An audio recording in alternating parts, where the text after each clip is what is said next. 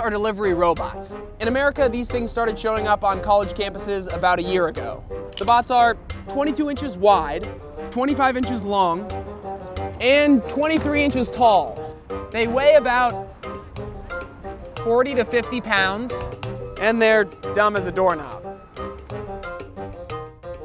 I think that they are the coolest thing to happen. The first time I saw them, I fell in love. In our country, we have a lot of these kind of machines, but they are more advanced.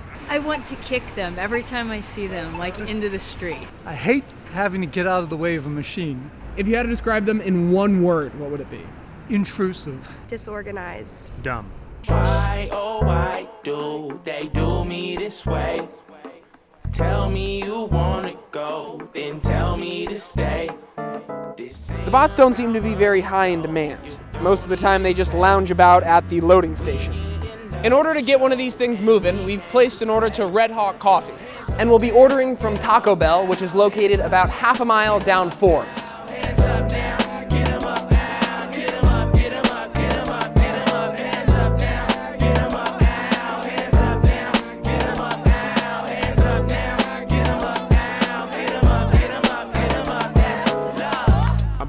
The bouncer on his head, cause he don't know I get him bouncing. Took me for a chump instead. I listened to some Led Zeppelin before I stepped it in belief. Your Starship robot is arriving. Go meet it at the pickup point and bring your phone. Hello, my friend. I see you've traveled a great distance. Good afternoon. Here's your delivery. Oh, look at this. All right, what have we got here? It looks like 6 bean burritos. Thank you. Hail to Pitt. Whoa, hail to Pitt, it said. All right, Robo. The bots were created by a company called Starship, a bit of a self-aggrandizing name if you ask me. Over the past few weeks, I've developed an odd affection for the bots, and I think a lot of people feel for them. It's something to do with how stupid they are. If I were Starship, I would lean heavily into this whole personification thing.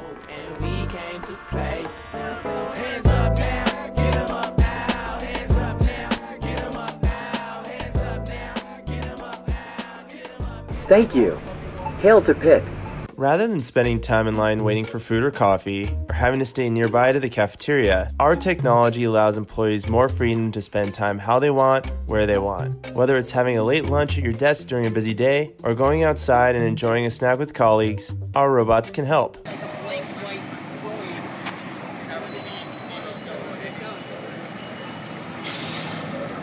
So what we're doing is, we're using robots to autonomously deliver food, drinks, and snacks to customers.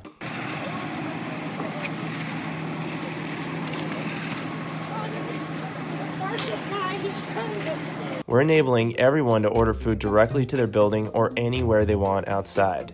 Beyond the convenience of having food delivered, we aim to save people time.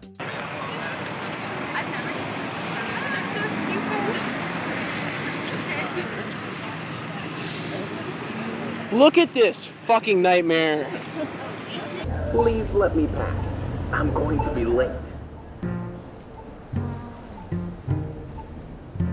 In Starship's ad, these things are cruising around on pedestrian-free sidewalks, which just doesn't reflect reality. In a country suffering from heart disease and obesity, the last thing we need are robots that make it so we no longer have to walk to get our food.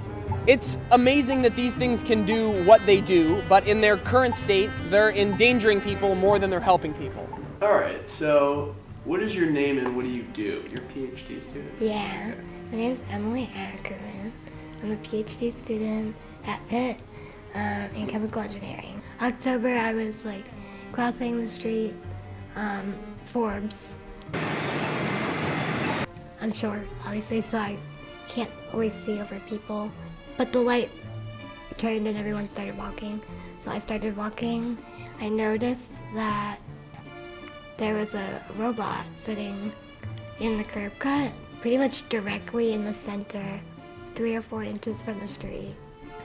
So it's really in it.